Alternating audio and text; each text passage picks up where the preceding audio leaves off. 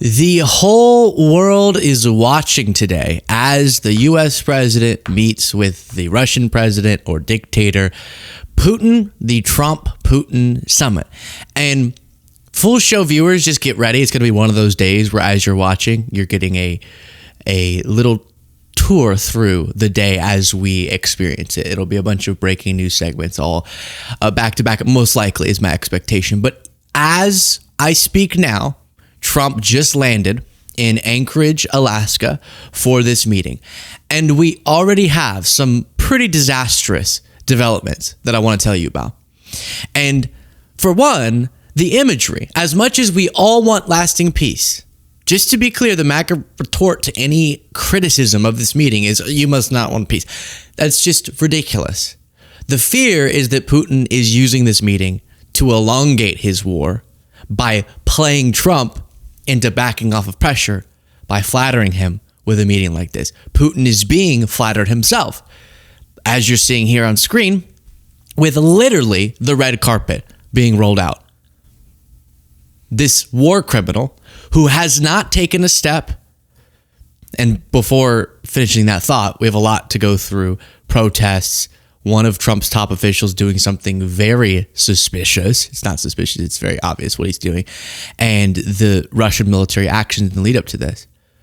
But Putin has taken zero steps to justify a U.S. president going, oh, he actually wants peace, because he's the one who has the ability, because he's the aggressor, to get peace.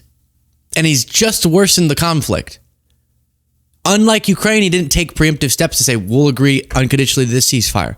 We'll do this for Trump to prove we really want peace. Obviously, the defender. So that the red carpet imagery, a lot of people are taking note of. Brian Krasenstein then said this terrifying element of it all, breaking as Putin enters U.S. airspace, multiple Russian ballistic missiles have just been fired at Ukraine. That's how much Putin respects Trump. Then Kalen Robertson, who's on the ground in Ukraine, friend of the show. The entire Alaska trip is an actual joke. He writes, Russian propagandists are still in shock. It's actually happening. That Trump would legit give Putin the legitimacy he's been craving. Russia has zero interest in peace and are literally bombing Ukraine.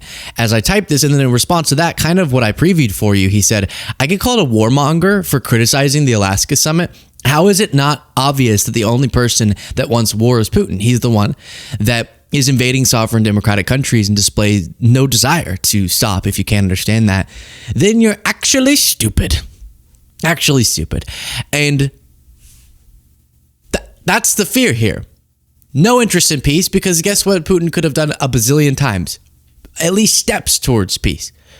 But that, like we've seen him do before, like last time Putin and Trump met, I'll remind you of that moment here in a second, that this is just a chance to benefit Russia, elongate the conflict, weaken Ukraine, and flatter Trump.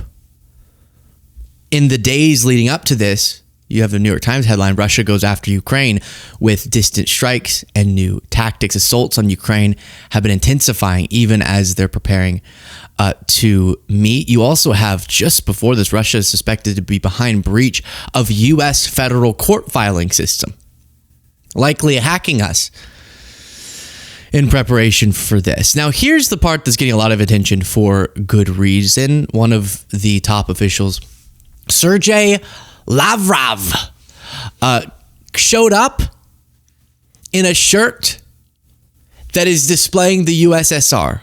It's CCCP, but that stands for USSR. Look at this. Сергей Викторович, а вы первый раз на Аляске? Для известия, скажите, пожалуйста, первый? Бывал, я тут уже. Вам нравится? He shows up to a meeting about their offensive war that ideologically is motivated by trying to regain the USSR empire, right? The territory. That's Putin's obsession here. When people say, we don't trust Putin, going, all right, fine, let me keep the land that I've obtained in this war, and then I'll stop for real this time. People don't believe it. Sorry for the screen going black. Still dealing with that tech issue. Because he's made clear exactly what his ultimate ambition is, which goes not just beyond the eastern regions he currently occupies in Ukraine, but beyond Ukraine. Political reports Russian Foreign Minister Sergei Lavrov appeared to be wearing a sweater with letters CCCP, Russian for USSR, upon his arrival in Alaska. Think about that. Think about how insane that is. Oh, you don't think that we're wanting more than just what we've taken? CCCP. Sergei Lavrov's Alaska outfit hints at Soviet nostalgia. The New York Times, Russia and Ukraine agree a Trump summit is a big win for Putin before he's given wins to peace. Now, let's flash ourselves back a little bit to the last meeting that they had and why, again, let me repeat, all of my disdain for Trump, ideologically, his record, his actions, his political ambitions, if he were to actually make progress here, I will credit him. We just have a long track record as to why I'm terrified that this will only weaken the path towards peace. One of the examples being going back to 2018 in Helsinki when Trump met with Putin, and Putin manipulated him into siding with Putin over the U.S. intelligence community. Trump's own administration, his own intelligence agencies were saying, yes, Russia interfered in the election in 2016. And Trump, in front of the world, goes, I don't know, Putin really insisted he didn't. While we continue through this, please do click the subscribe button if you appreciate the show. Again, we will be following this throughout the day, so do be checking rapidly. My first question for you, sir, is who do you believe? My second question is, would you now, with the whole world watching, tell President Putin, would you denounce what happened in 2016, and would you warn him to never do it again? So let me just say that we have two thoughts. You have groups that are wondering why the FBI never took the server. Haven't they taken the server? Why was the FBI told to leave the office of the Democratic National Committee? I've been wondering that. I've been asking that for months and months, and I've been tweeting it out and calling it out on social media. Where is the server? I want to know, where is the server, and what is the server saying? With that being said, all I can do is ask the question. My people came to me, Dan Coates came to me, and some others. They said they think it's Russia. I have President Putin. He just said it's not Russia. I will say this. I don't see any reason why it would be, but I Why? It's kind of like Tucker saying that a demon attacked him in his bed, and that's how he got scratches. And while he's telling the story, he says that he sleeps with his three or four, I think, dogs in his bed. And he said, I woke up, I had scratches, and I thought it must have been a demon, a supernatural demon. And you go, wait, why won't it be the dog? And his response might be, I don't see why it would be. Well, because the dog does dog things, right? So in this case, why would it be the Kremlin? Because the Kremlin does Kremlin things. And unless you're ready to deny all of the interfering they're always trying to do all of the time, globally and in American politics and federal courts, and then that's the dumbest defense ever. I don't see why it would be, because that's how they be. really do want to. Oh, and because the evidence. See the server, but I have confidence in both parties. I really believe that this will probably go on for a while, but I don't think it can go on without finding out what happened to the server, what happened to the servers of the Pakistani gentleman that worked on the DNC. Where are those servers? They're missing. Where are they? What happened to Hillary Clinton's emails? 33,000 emails gone, just gone. I think in Russia they wouldn't be gone so easily. I think it's a disgrace that we can't get Hillary Clinton's 33,000 emails. So I have great confidence in my intelligence people, but I will tell you that President Putin was extremely strong and powerful in his denial today. And what he did is an incredible offer. He offered to have. Donald, you are turning me on. You must stop that. You're my daddy. I don't normally smile, but look at me. I'm smiling. This is me smiling. You're my daddy. Yeah. So that was humiliating. Then we're getting a lot of mixed messages. I won't play these just because we've covered them a lot, but like Call to Activism was posting a lot of relevant clips on this. Jaden, you can put it up. Trump in one interview I'll show you at least this part. Reporters are asking, what's a victory here? Are you going to get a ceasefire? And sometimes Trump will go, what are you talking? We're not going to get a ceasefire out of this one meeting. And then 2 seconds later, he goes, we're looking for a ceasefire out of this meeting. It's difficult to have trust in such a decision like the war criminal, invader, causer, uninterested in peace guy showing up on American soil in the pomp and circumstance and the respect that you're giving to him. And your response is, trust me. It's hard to trust you when you don't exactly know what your goal is here. Peace, well, that's logistically much more complicated. Less than an unconditional and immediate ceasefire, a victory for the U.S. Tomorrow? Yes. Well, tomorrow we'll see. I say, I don't know where that comes from. It's sort of not a good question. I would say that tomorrow, all I want to do is set the table for the next meeting. European leaders. He's been setting the table. What were all those phone calls for then? You have to eventually have him take at least a half of an inch of a tiny little sliver of a step towards peace before you roll out the red carpet, no? But then he's on Air Force One and he contradicts the thing he just got upset with the reporter for, which is the ceasefire question. What will make a success of this summit today? I can't tell you that. I don't know. There's nothing set in stone. I want certain things. I want to see a ceasefire. This is not to do with Europe. Europe's not telling me what to do. But they're going to be involved in the process, obviously, as will Zelensky. But I want to see a ceasefire rapidly. I don't know if it's going to be today, but I'm not going to be happy if it's not today.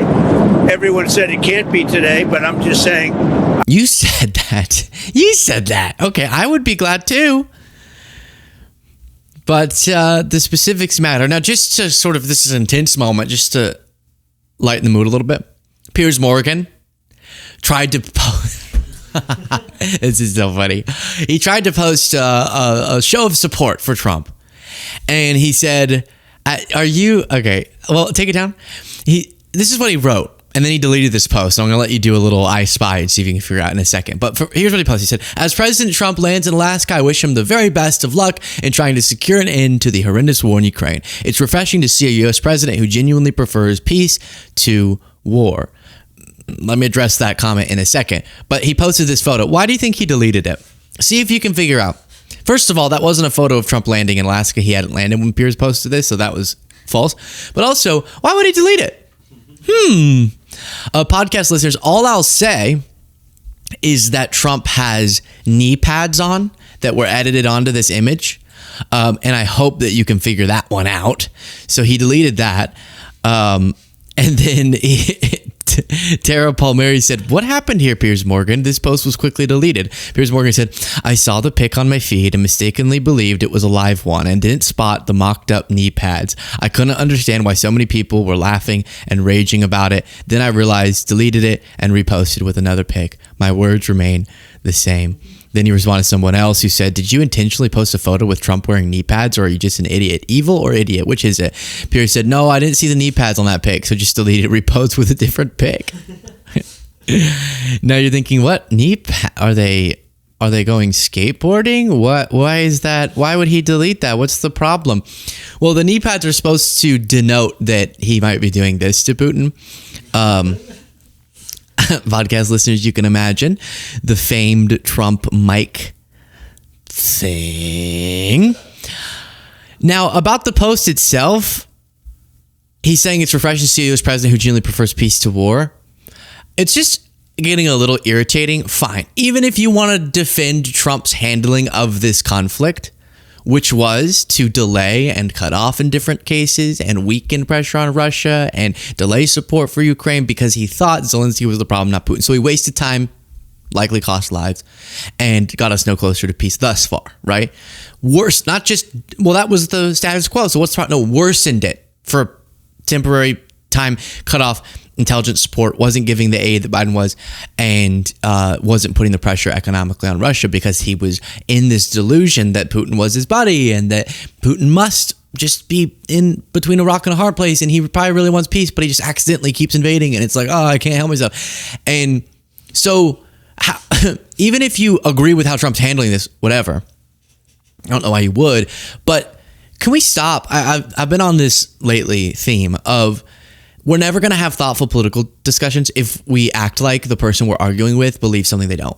So don't act like Biden wanted war between Russia and Ukraine. If you do that, you're just halting any serious discussions or thoughtful discussions we can have. Like, did Biden or Trump handle it better? That's actually something we can debate over. But you acting like just because Trump repeats, I want peace, but then does the thing that makes the war worse, that's serious about peace, as Biden was doing what he saw as in the interest of long-term peace, which was supporting the defending country, being Ukraine, and stopping further Russian aggression. So that's just getting really tired to deal with. You have Chris Murphy responding to all of this. He's the Democratic senator. Pre-made disaster. Can you explain that a little bit more?